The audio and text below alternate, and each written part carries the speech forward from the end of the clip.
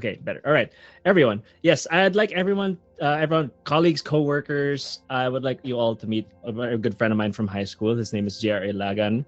He is a licensed psychologist that does both psychotherapy and psychological assessment in Gray Matters, psychological and consultancy Inc. But I don't think I can introduce him more than he can himself. So, JR, how about you introduce yourself to everyone and we can begin the seminar? Sure, thanks, Jago. And thanks, Outlion, for having me.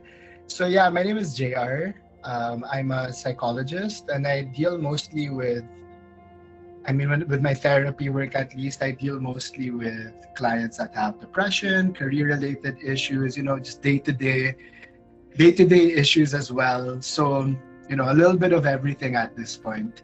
But aside from that, I also do a little bit of research when it comes to, let's say, more of like political psychology, government discourse, and at the same time, I'm a lecturer as well in the Ateneo de Manila University, where I teach cultural psychology and different research methods classes. But for today, I guess what we're going to be focusing, as requested by everyone, was stress and time management, addressing burnout and how to engage in effective communication. And so I guess the way that we're going to do this is really trying to answer a few questions. And of course, the floor is open for questions, but this is kind of the main agenda for today. The first thing is to really ask, what is burnout, or where does it come from? And then secondly, how can we address burnout both individually through coping and maybe systematically as well through a change in the environment or the systems that we find ourselves in. And lastly, how can we effectively communicate when we are experiencing burnout or when we just feel the need to communicate our personal needs with workmates and higher ups. So the whole discussion that we're going to be having is really just going to revolve around these topics. And I'd love if you could actually ask a few questions throughout, but at the end of the session, I will leave some time for the Q&A as well. So yeah, if I'm unable to answer your questions as we go along, I'll definitely try to address them later on. Okay, but before we start, if you could type out some of your answers, what is burnout for you? Whether you've experienced it or not, heard about it. When you hear burnout, what are the first things that come into your head? Maybe I could give a bit of time for everyone to just type out potential answers. Okay, not being able to function, definitely, yeah, that's one of the major, observable things that come with burnout. What else? Tired, yeah, definitely, both emotionally and physically. A lack of motivation, definitely. Okay, someone mentioned not wanting to talk, and so we're looking at a little bit into withdrawing from others, a little bit of isolation too. And so, yeah, thank you. These are all aspects, or maybe we could even say symptoms of burnout. And it seems that all of us have some kind of idea of what burnout is. But if we're really trying to look at the definition for now of what burnout is, we could probably just use this. It's really a state of emotional, physical, and mental exhaustion caused by excessive and prolonged stress. And it's similar to what all of you answered in the chat box a while ago. It's normally marked by diminished energy, lowered productivity, feeling helpless, sad, cynical, resentful. And what we're seeing here is a very common or very important, integral aspect of burnout is this idea of excessive and prolonged stress. So when we talk about burnout, I know it's become very popular in everyday discourse, and it's normally framed as a mental health issue, which is totally true. But I guess it is important to note that when we talk about burnout, it's not necessarily a medical disease, but more of an occupational phenomenon. And so what we're seeing here is that burnout is a function of occupational stress. And it can be defined as a syndrome conceptualized as resulting from chronic work and then lifestyle stress that has not been successfully managed.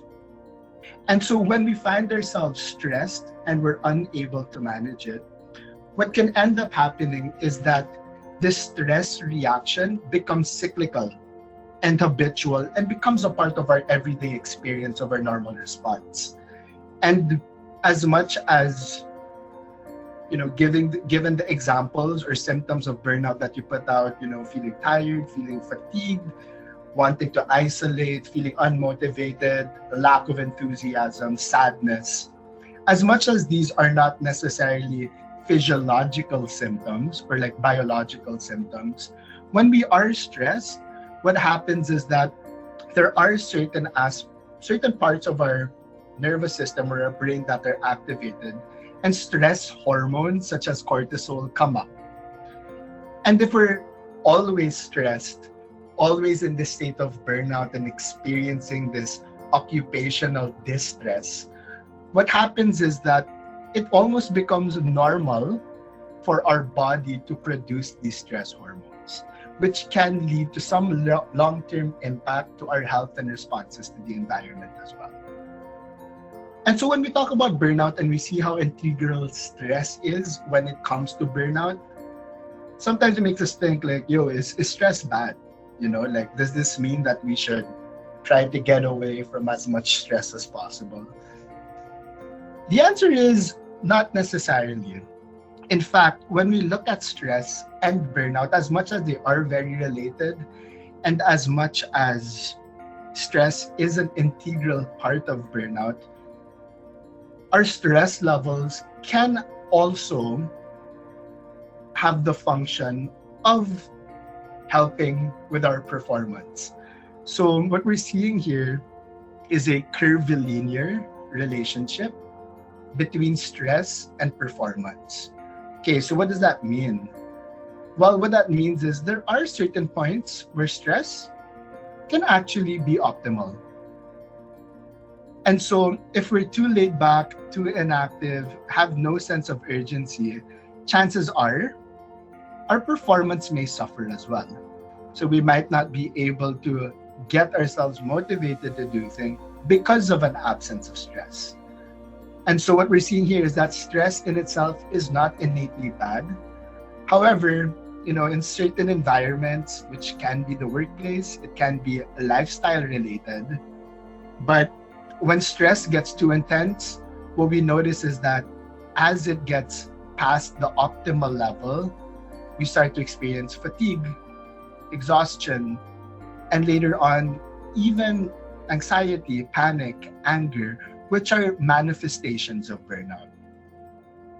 So when we find ourselves in the throes of full-fledged burnout, what ends up happening is that it becomes difficult to function not only on a professional level, like talking about getting tasks done, meeting deadlines, attending meetings, but also on a personal level.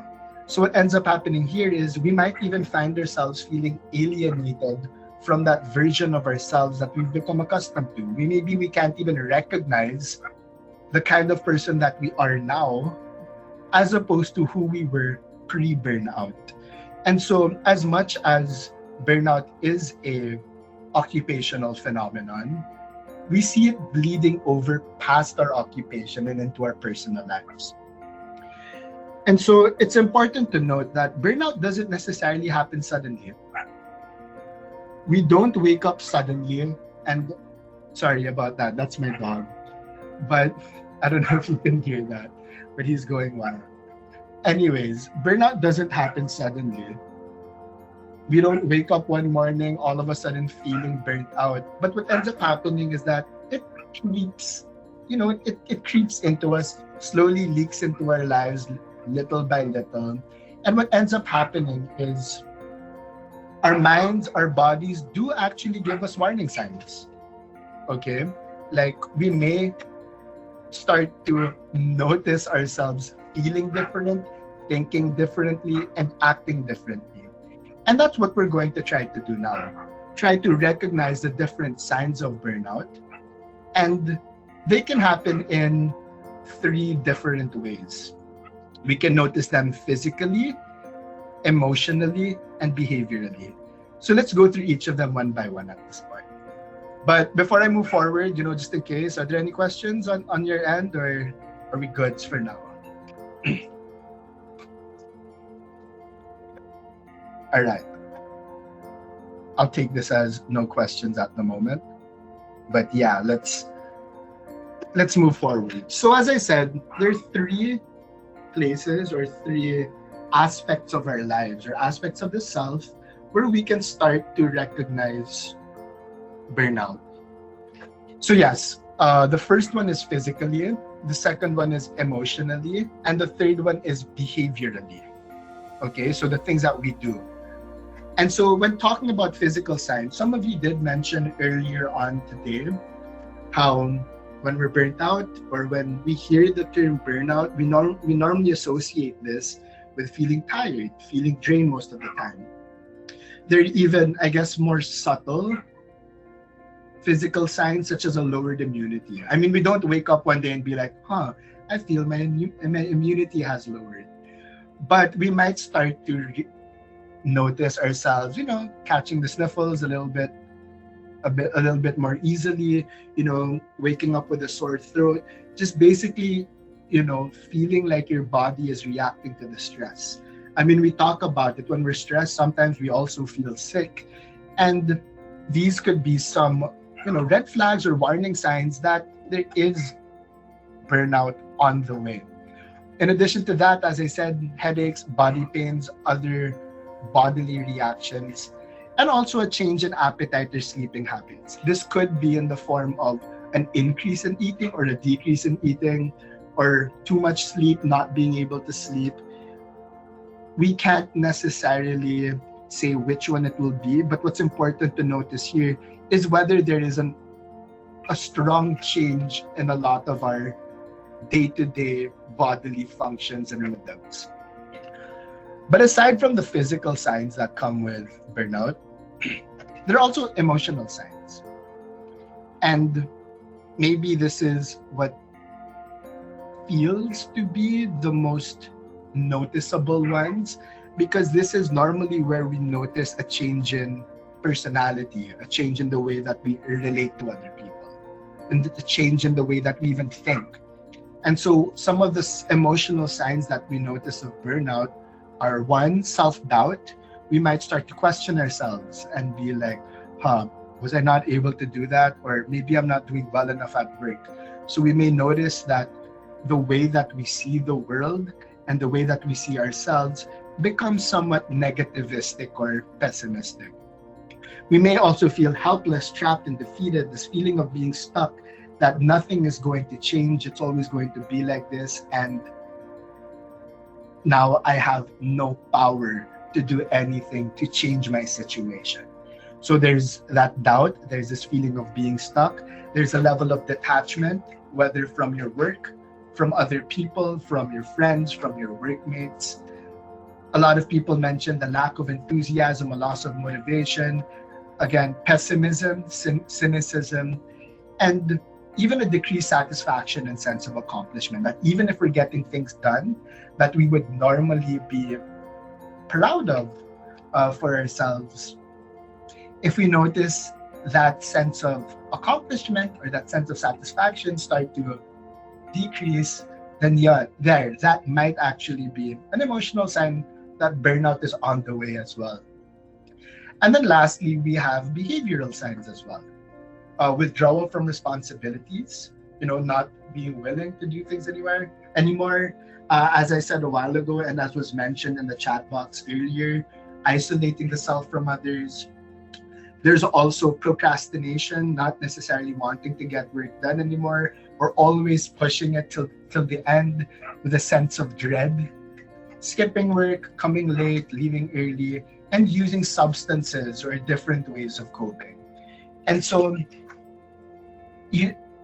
if you notice that you may be experiencing some of these, not even all of them, maybe just a small cocktail of them, then it might be worth asking, like, okay, is there something, or are there things that are stressing me out so much that it's actually changing the way that I feel physically and emotionally the way that I think and the way that I behave. If there is a change, then that is something worth looking into. Okay, we got a question saying, can forgetfulness, sorry, let me just be a sign of burnout too, especially if it's noticeable? Yeah, it could be.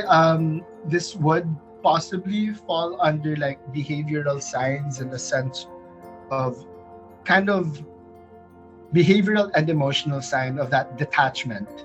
Not saying that forgetfulness is always necessarily related to detachment, but it might be this feeling of being dissociated while at work or not fully there, having difficulty concentrating. So yes, that could be a sign as well. Thanks. And so now that we're able to kind of at least recognize some warning signs of burnout, it also helps to figure out where this might be coming from or what might be causing burnout. And there are different factors when it comes to this.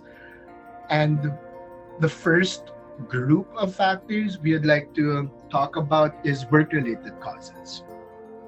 And so, as we said a while ago, burnout doesn't just happen in a snap. It doesn't happen in a vacuum. It happens, first of all, it's an occupational phenomenon, which means that the work environment that we find ourselves in plays a huge role in the potential development of burnout. And so some of the work-related causes may involve a lack of control over work. This doesn't just mean that, oh, I don't feel like I can do my work, or I might not be able to accomplish it, or I'm not good enough.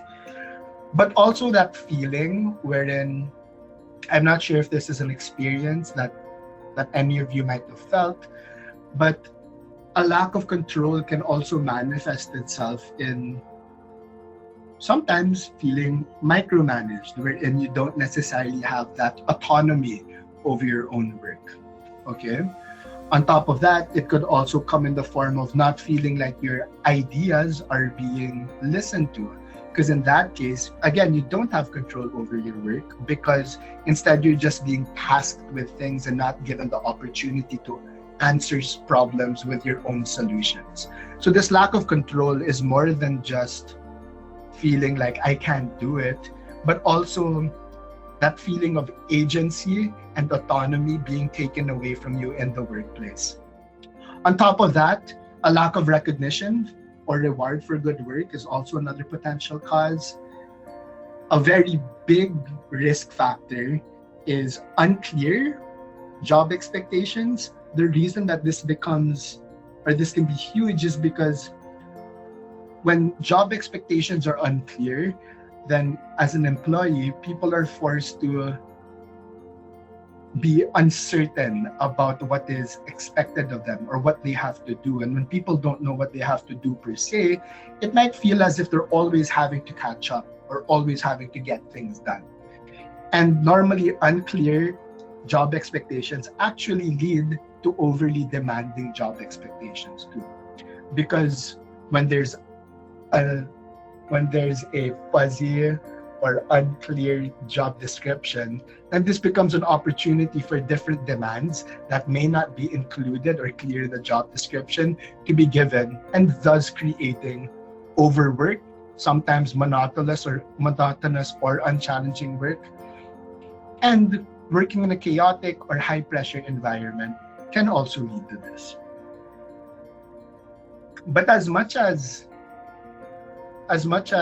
burnout is a function of occupation, it's not the only risk factor. Another thing that we can look at are the lifestyles of individuals. One of which could be working too much, not making time for self-care, socialization, or leisure.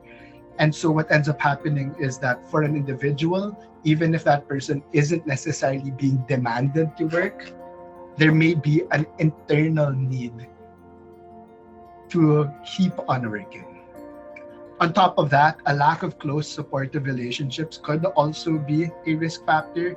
I mean, research shows that, as social beings, humans do thrive when they're able to socialize. This isn't even a question of introversion or extroversion. It's more of that feeling of belongingness and feeling supported by people, having a safe space where you can grow and be yourself. But the absence of close and supportive relationships takes away that social net that can be helpful in building that resilience that comes when you may have to face difficulties in life. Another thing could be taking too many responsibilities and a lack of sleep as well. And then we also have traits and attitudes. When we talk about traits and attitudes, this normally refers to, I guess, personal characteristics and thought patterns. One, we could have the perfectionist. Again, let's think of this as not necessarily let's assume that there are no overwork demands, but this is more of like a trait and attitude kind of situation. And so a perfectionist would be the type of person who always needs their work to be 120%. And so this is a risk factor for burnout because this can lead to overworking, not stopping until something is perfect. And when people are have these perfectionistic tendencies, then they tend to, one, be harsher on themselves when they're not able to sometimes reach these unrealistic standards that they may have for themselves. And two, leads to a pattern of overworking, doing as much as a person can in order to reach that 120%. Then we also have the pessimist who tends to have a negative thinking pattern or see things in a negative light. And so this person or this kind of thinking pattern is at risk for burnout because we talked about it a while ago. One of the emotional signs of burnout is that feeling of helplessness and self-doubt. And this can arise from being pessimistic as well. If a person tends to always see the worst potential outcome, then of course it would be automatic also for that person to expect failure, to expect to be stuck. And so these kinds of thought patterns can result in burnout too. We also have the type A who always wants things to be done their way. And when that happens, it becomes difficult to let go. And when we always have to take control of situations that honestly we may not necessarily have control over, then that could lead to stress related to work, which again can result in burnout. The workaholic, very similar to the perfectionist, but might not necessarily have those standards, but instead enjoy or use work as a means of sometimes escaping other things in their lives that might be important. And lastly, the people pleaser. As a people pleaser, if you notice, it may be very different from the other four traits and attitudes that we've talked about. But when one has these people-pleasing tendencies, this could result in that person becoming a yes person, always saying yes to work, always trying to please the workmates, always trying to please the higher ups. And so what ends up happening here is, fine, maybe this person is liked, but what ends up happening is so much work is dumped on that person's plate. And if that person wants to continue pleasing, they're gonna have to continue working. And as we've noticed, this prolonged state of stress and pressure, again, really places people at a higher risk for experiencing burnout. Excuse me, just gonna drink water. And so I'm not gonna necessarily go through the phases of burnout like in detail, but this could be a good guide to see how burnout develops. When we start in a new occupation or we're given a new role, what can happen is we find ourselves in a honeymoon phase. Hey, this is a new job. I'm excited. Let's see what I can do. Let's see what this role has in store for me. And so it becomes easier to become productive. As with anything though, whether even if it's an enjoyable experience, the truth is, repeatedly doing the same thing, putting in a lot of your time, effort, and energy into this activity or into this occupation does lead to stress, right? It leads to tiredness. And when this settles in, focus can become difficult. In an ideal world, when we recognize that we may be, experiencing stress, then this is when we can maybe start to engage in different coping mechanisms, stress regulation, emotional regulation, so that we don't find ourselves falling later into this. But then again, the truth is, as an individual, you can only do so much. If a work environment is indeed extremely stressful, no matter how much you're able to cope, the stress will always be present, and this will keep on getting activated.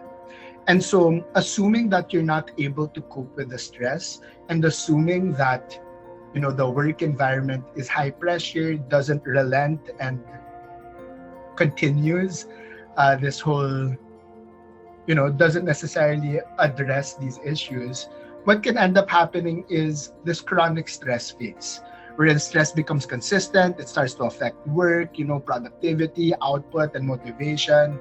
And then this is when we can get burnt out. Melting point is reached.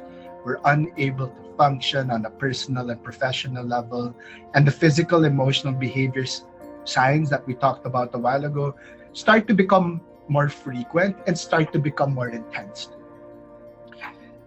And if we're unable to recover from the initial burnout phase, then the truth is our body can get used to it, and this can become habitual. Okay, at this point, I do just want to ask again, are there any questions? After this, we're going to be talking about addressing burnout, and this is where I guess time management and effective communication will also come into play. But just wondering if anybody has any questions at this point. I can give a few seconds just to see if anyone will type.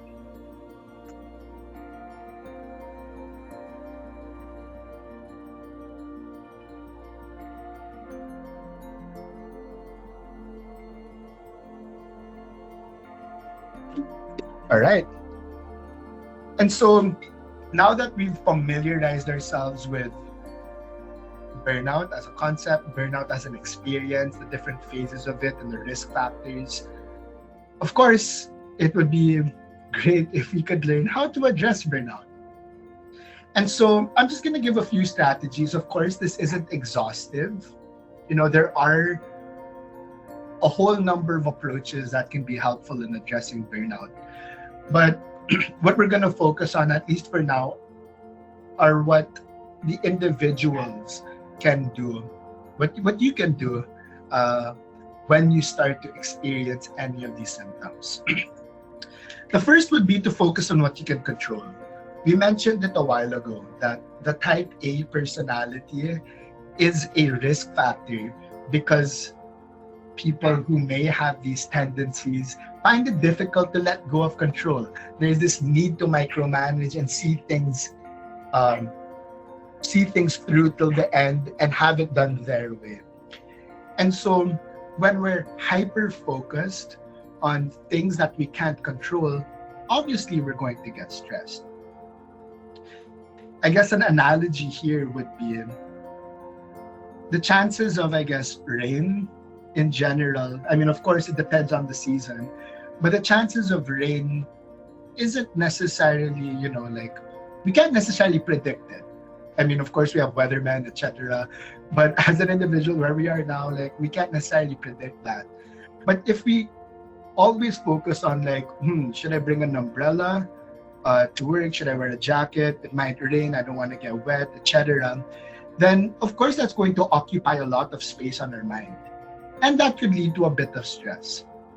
Imagine if we now do that in the workplace and start to think of things totally outside of our control.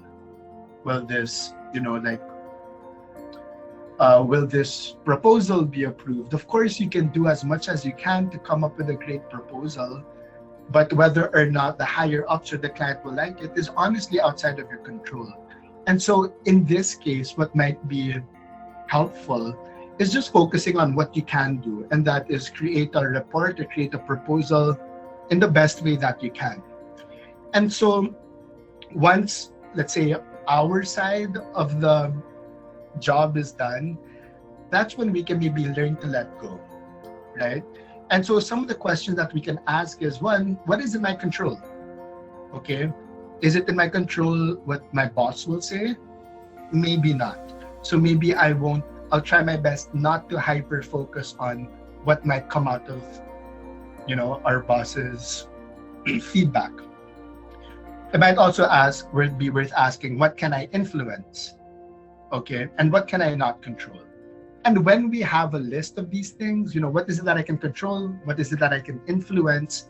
Then that can be kind of like the playing field that we will focus on. And so this is more of a cognitive exercise, but one thing that can be helpful here is if we start to maybe feel anxious, I'm going to type it out. When we start to feel anxious and we find ourselves overthinking about all of these things, it might be difficult to center ourselves and ask these questions. Like, we might not even be able to get to the point of asking these questions to ourselves. So one thing that can be helpful is engaging in breathing exercises. So one thing is box breathing or 4-7-8 breathing exercises. These aren't, like miracle drugs at all, the whole idea of breathing exercises. But what it can do is we can try to think of it as a pause button. So if our mind is going on overdrive, thinking about all of these possibilities that are outside of our control, and it becomes difficult to try to ask ourselves these questions and ground ourselves, the breathing exercises can serve as a pause button so that we can engage in practices such as this. Okay? But on top of engaging in self-control, another thing that we can try to do is engaging in self-care. And normally when we think about self-care, especially if we're looking at, the way that pop culture or media portrays self-care, we may tend to think of it as, okay, I'm going to go to the spa on the weekend. I'm going to have a few drinks with my friends. I'm going to have a nice bubble bath, glass of wine. And so as much as those are forms of self-care, in a way that's very reactive. What I mean by reactive is that people, at least again, in popular culture, in media, in a lot of the common or public discourse around self-care, it does feel like, okay, I'm stressed, so I'm going to do something to make me feel less stressed. I'm going to unwind. And as much as that's helpful, self-care is more than just rewarding yourself at the end of the day, but instead an attitude that says, I am responsible for myself. And so how can I do this? Some ways that you can engage in self-care is asking, okay, what are my personal needs? Okay, what are my personal needs? One, physically, what are my personal needs? Am I tired? Do I need to eat? Do I need to lie down? Do I need to use the washroom? Okay. Two, what are my emotional needs? And what are my behavioral needs? And again, what we can do is try to develop a system that allows for these needs to be met. Not necessarily just rewarding ourselves after having worked really hard, but maybe incorporating, if we have that need for rest, incorporating rest in the middle of the day. Maybe after lunch, give myself a 30-minute nap so that I don't feel too tired when I go back to work. Okay? Another thing here is, okay, maybe I need some quiet time before I get to work. I can't just wake up and go straight onto the computer to work. So maybe self-care in this context would revolve around waking up maybe an hour early and having that downtime, coffee, music, reading before going to work. And so as much as self-care may be glamorized, in public discourse, it is also just as important to create systems that allow our personal needs to be addressed, not as an afterthought, but as a part of the day-to-day. And so some of the ways that we can try to come up with a system is practicing awareness. Okay, so practicing self-awareness gives us insight into what drives our thoughts and actions, and gives us a window into our strengths, our weaknesses, our desires, our needs, and our motivations. Once we're able to recognize this, we can then maybe come up with a way that, or a lifestyle that allows us to use our strengths, address our needs without having to be reactive. On top of that, what's also important is balance. And so, as much as awareness can be helpful, it must be balanced with action.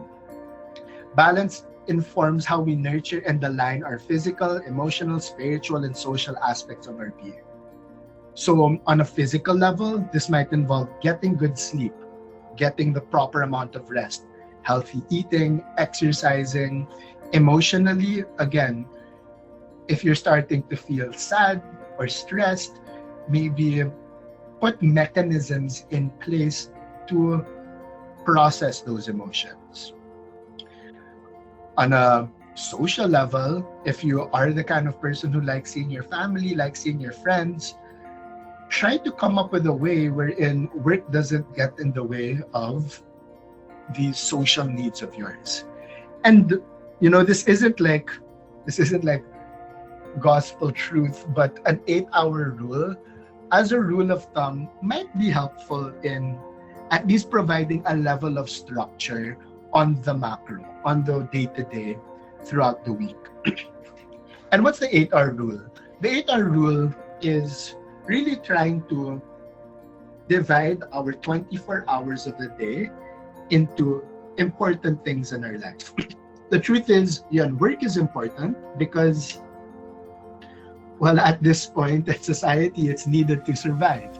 And so we could have 8 hours of work, 8 hours of play, and 8 hours of rest. And when we talk about play, this isn't, this could be reading, this could be engaging in your hobbies. We can think of this more as leisurely activities. And this is where socializing may be able to pop up as well. Rest doesn't necessarily just mean sleep, but it could be, activities that allow you to calm yourself down. And so the truth is, I understand that we may not necessarily be able to do 8 hours of work only all the time. There may be times where we have to do overtime. There may be times that we actually do less work. But the whole idea here is that on a macro level, we have to be able to put space and time for our needs, whether those be social, physical, emotional, spiritual, and also for rest, just as much as we do for work. And I guess for a more practical way of how to structure or manage your time on a day-to-day basis, we could actually use this thing that we refer to as time blocking. Sorry, so there's a question, is the 8-hour rule a static thing? I hear about it often, but could I have a variation that is 12-4-8? As I mentioned a while ago, there will be times that as much as the 8-hour rule is ideal, there are some realities wherein we might have to work a bit more on some days than others. But if it is a constant thing also of 12-4-8, I guess what we're noticing here is that work takes up 50% of your time. And I can see that being beneficial for work. But at the same time, it might be worth asking, are your personal needs outside of work being addressed? Are they being attended to? Because if the answer is maybe not, then that might give insight into how it might be more necessary for you to open up space and time for some of your other personal needs outside of work. But if it's not causing you stress, then I guess you could argue that this is okay. But again, it is important to make sure or to see if you are addressing those personal needs of yours. But again, I guess this is more of a practical thing that we could try out. And this is more of trying to come up with a way to structure your day to day. And so normally, if we look to the left of this graph or drawing, whatever we're going to call it, but if you look to the left of it, we normally notice that we may have a tendency to stack our schedule with different things, different tasks. And these tasks, although they may be similar to each other, are spread throughout the day. And so what ends up happening with the traditional way of trying to accomplish tasks is we end up focusing on one thing for an hour and then shift the kind of mode of thought to do another task for another hour. And then I go back to, let's say, a similar task the next hour. I guess an example of this would be, let's say I do emails from 8 to 9 a.m. So I'm engaged in doing emails. And then I have a meeting from 9 to 10. So I do attend the meeting. And after the meeting, I go back to doing emails. In doing this, what ends up happening is our brain has to constantly shift from one mode to another, therefore making it harder to engage in deep work. And so time blocking, or what we try to do with time blocking, is we try to batch similar types of tasks together. That way, it allows us to get more immersed in the work that we're doing without having to be distracted by other tasks. So yeah, this could be something that you would want to look into. I mean, I have the link here. If you want, I could actually put it on chat. Hold on.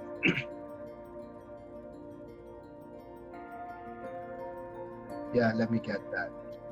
So here, I put it on chat. This is, honestly, it's a fairly long article, but I think it can be helpful for neurotypical people that are trying to come up with their own form of structuring their day-to-day.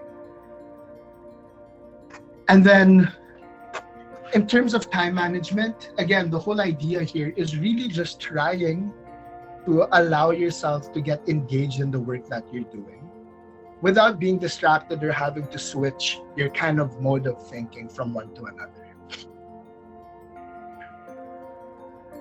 And then lastly, we also have connection. This is the C in the ABC model of self-care. And so as humans, the relationships that we form with other people are really important to our mental and emotional well-being. Honestly, our survival as well.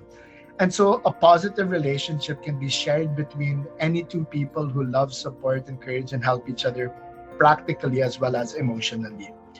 And so research has shown that relationships are the number one protective factor against the development of a lot of mental health related issues.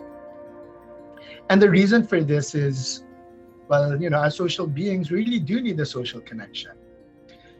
And a healthy self really does involve being connected in meaningful ways to other people and sometimes even things beyond ourselves. For others, this can come in the form of religion. It can come in the form of being connected to nature, feeling connected to, shared humanity. And being able to connect meaningfully with the people that you care about and these aspects of things bigger to yourselves is really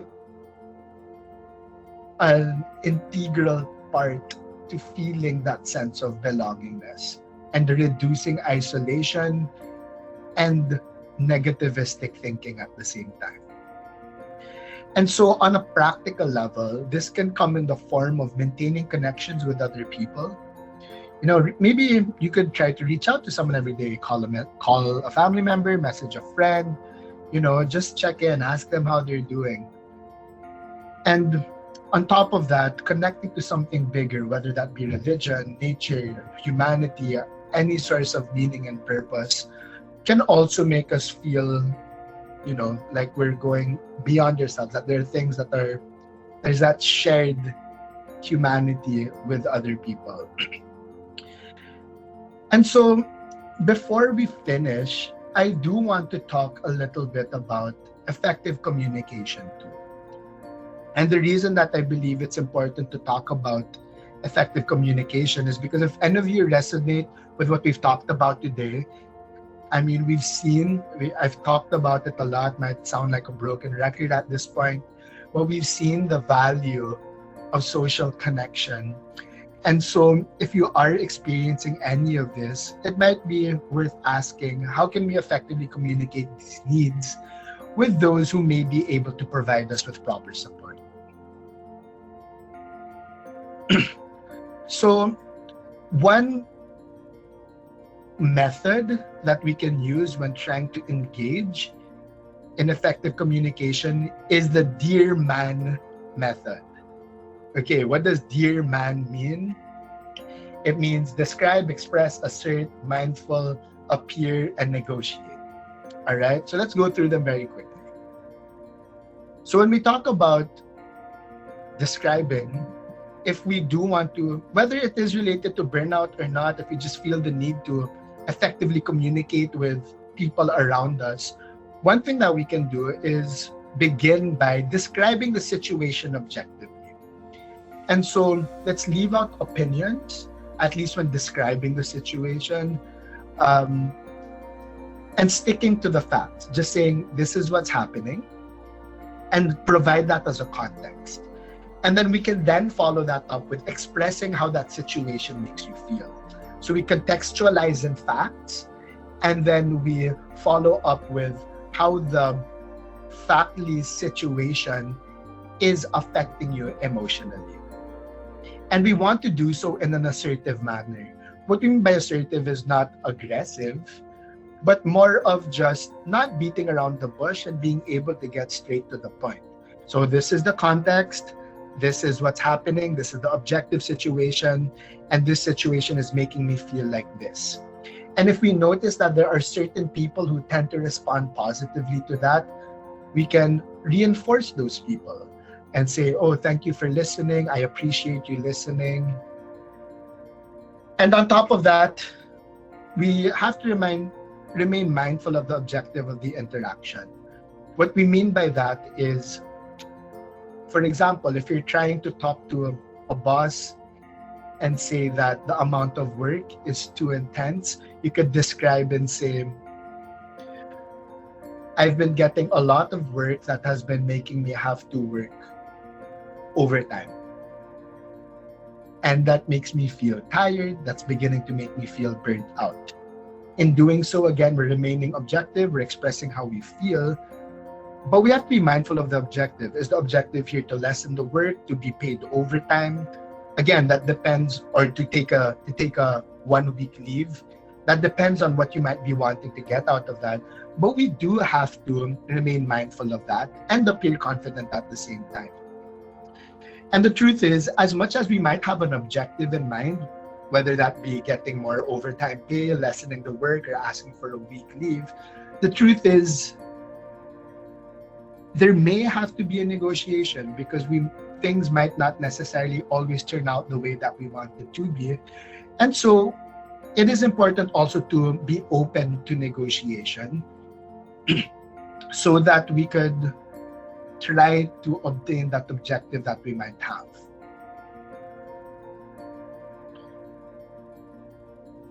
Another acronym that we can keep in mind when trying to engage with effective communication is FAST. And this is more for the self-respect aspect. What we mean by FAST is, one, always make sure to be fair, not only to others, but to yourself as well. I mean, we talked about negotiation a while ago, right? But if we are going to engage in negotiation, we have to make sure that you're still able to look out for yourself. Apologies, it might be worth asking, is it important to apologize? I mean, did I do anything wrong? And so we shouldn't apologize if it's not warranted. If we're asking for a leave or if we're asking for OT pay because we've been given extra work, I mean, there's no apology warranted here. Because as an employee, what's happening here is you're being paid for an exchange of service, and therefore making a request or having an opinion is not inherently wrong. Also, it helps to stick to your values. Don't compromise your values just to be liked. Don't be a people pleaser. And lastly, be truthful. Avoid dishonesty. Do not exaggerate or act helpless. because that can also come across as a form of manipulation, I guess, at times. And so, as much as effective communication is important on an individual level when trying to talk to maybe higher ups or the organization, the truth is effective communication is a two-way street. Being able to communicate as an individual is one thing, but being listened to is another. And so, as individuals, if we're trying to learn how to engage in effective communication, it's just as important that those who should be listening also learn how to effectively listen. And so, one way that this can be done on a systemic level is that systems should be put in place for these pleas, the things that employees might want to talk about to higher ups. If there's anything about the environment that you feel has to be addressed, there has to be systems in place for your voices to be heard. And I think that the GIVE acronym can be important for both effective communication and effective listening. And some of the hallmarks or some of the, I guess, important aspects of this method is, one, to always remain gentle. I mean, whether we're making a request or listening to a request, again, the truth here is we're all just trying to make things better for each other. We're just asking for certain things to be done. And so there isn't a need to be aggressive. And so being gentle during interactions, not expressing judgment, and being willing to accept no are some ways to remind yourselves to be gentle. Always show interest to whoever may be talking to you or trying to communicate with you.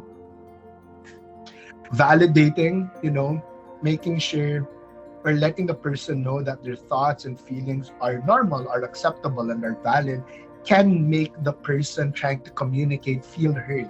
And I think that's what's extremely important in effective communication. And lastly, if appropriate, be easy about it. Have an easy attitude. Try to smile and produce a warm atmosphere.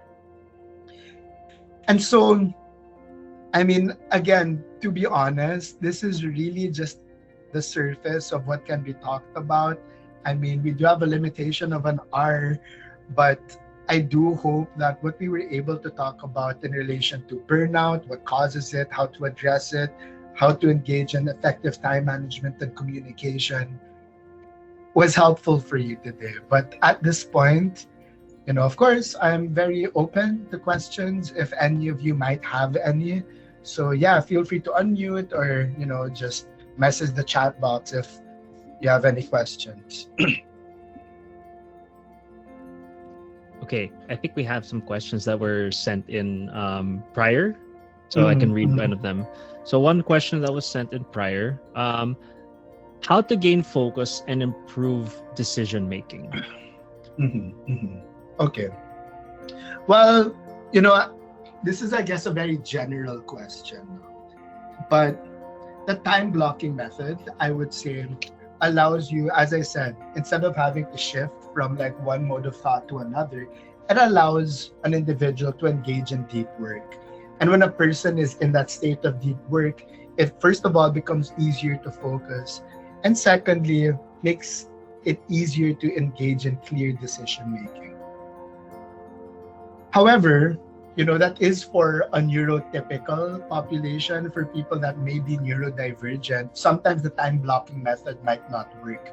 And so what can be helpful here is doing small, for people that may be neurodivergent, doing small adjacent tasks that may lead to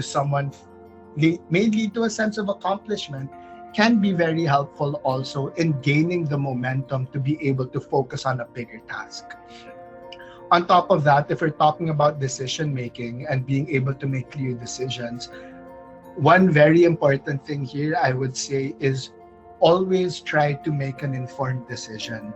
And being able to make an informed decision involves trying to gather as much knowledge or information that you can about this decision that you might have to make, and giving yourself the time and space to actually, one, gather that information, two, sit down and process all of this information, And 3, arrive at a decision that is informed.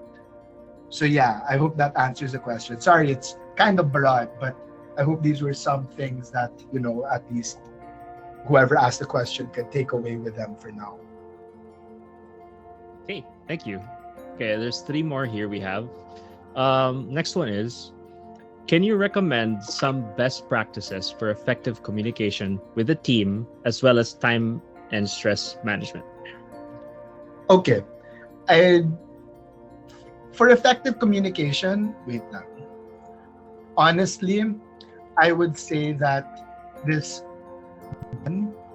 acronym is probably the best way to do so. And the reason that I say this is because it allows, one, an assessment of what is factually happening by describing the situation objectively and showing how that situation affects me in terms of emotions, mental, tiredness, whatever. But if you notice, by describing the situation objectively, what's done here is not placing blame on another person. And that's when communication becomes ineffective, is when people start to point fingers. I mean, it may be true that sometimes maybe the way that someone behaved or a mistake that might have been done has led to certain consequences.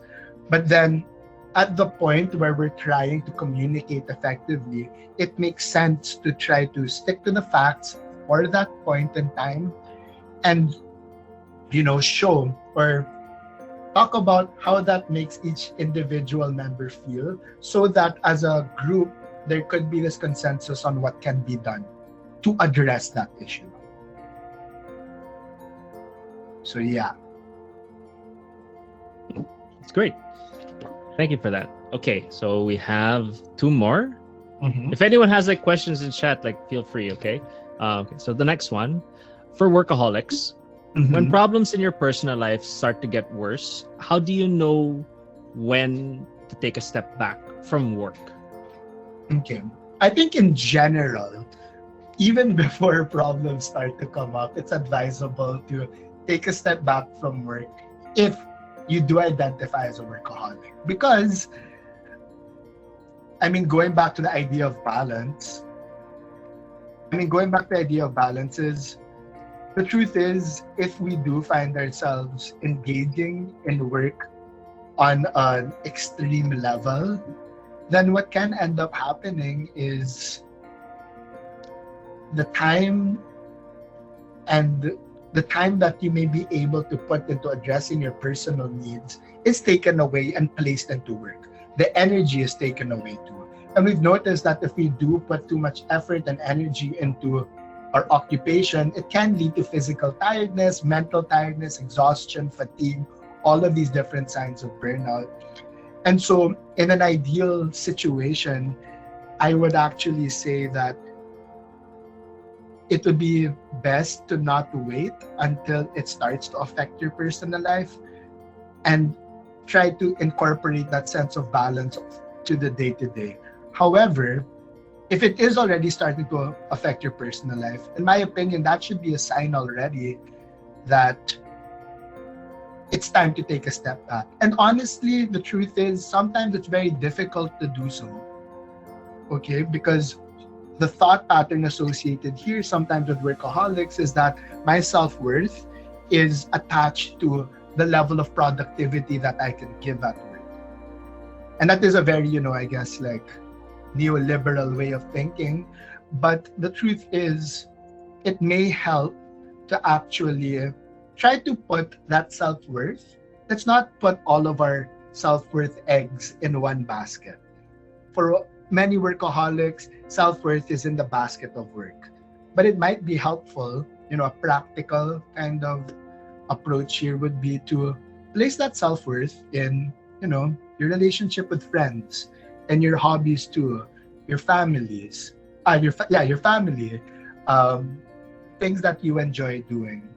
And in being able to do that, you may be able to detach the need to always perform at work.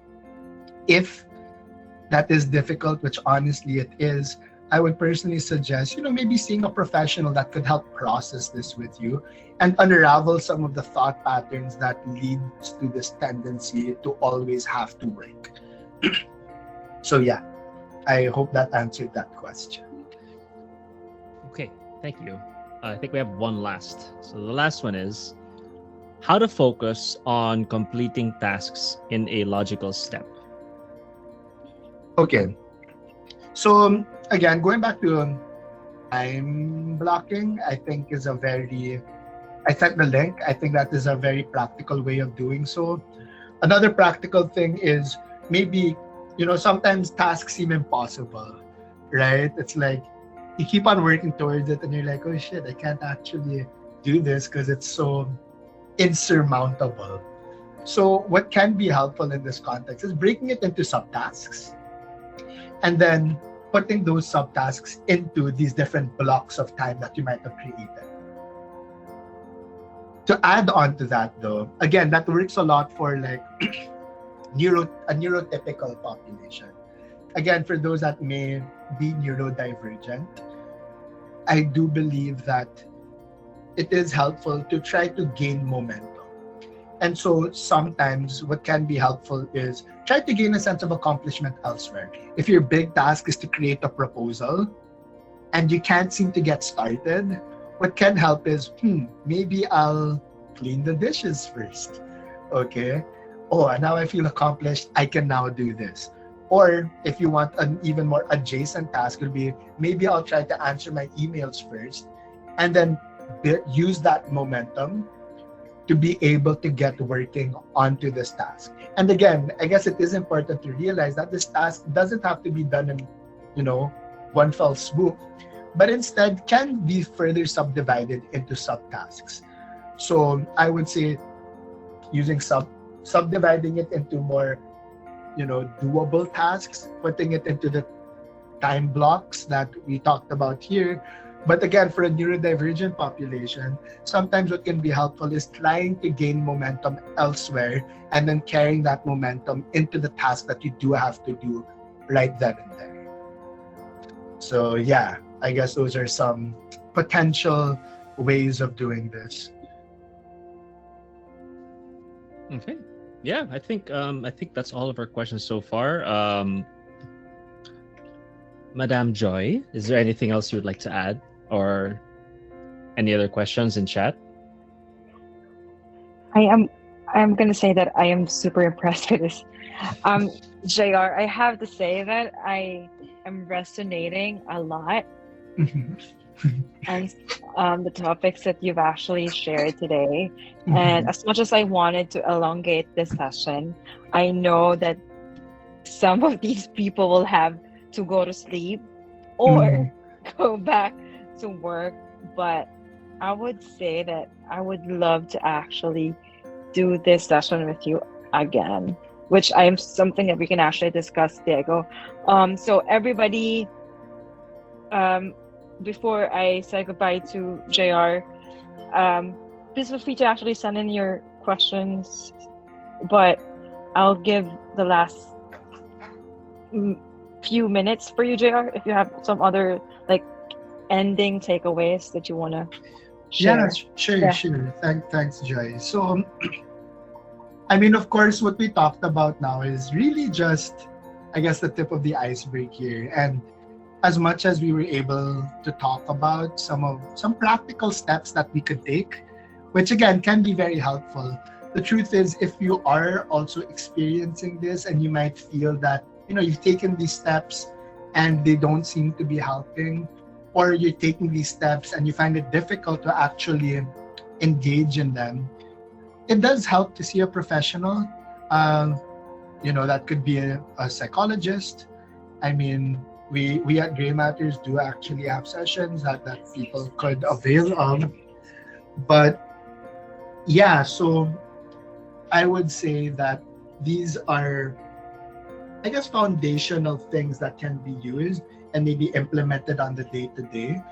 But if it is difficult to try to get started, of course, there's no shame in trying to get help also from somebody else. That could be in the form of a professional, that could also come in the form of reaching out to the social net, that supportive safe space that you might have already. So yeah, I guess that's everything for now. All right. So Well, thank you very much, JR. Thanks, Yeah, man. no worries, I Jack. we really appreciate it. Thank Thank you Yeah. everyone for else having here me. as well. Yes. thank you for working outside of your work hours Yeah, to no accommodate worries. for us. No worries. I appreciate you. Well, guys, later on, Alpha will be sharing a link to our feedback form, and we're hoping that if you wanted this type of session to repeat, please feel free to actually send in those requests so we keep on having JR here talking to us about these topics because it's really important. Even I am actually learning a lot of things during these sessions. So, guys, good night. And for those people who are still working, yes, give. I just want to give. That's all. Well, for all those people who are actually continue working, have a day. And for those who are here in the Philippines, please rest, get some water, go to the restroom, and good night. Thank you so much, everybody. Yeah, awesome work. They are. Thanks, Jags, for Thanks, introducing us to everyone. him. Of Yeah. course. Bye, guys. Thank Bye. you. Take care. See you. Thanks.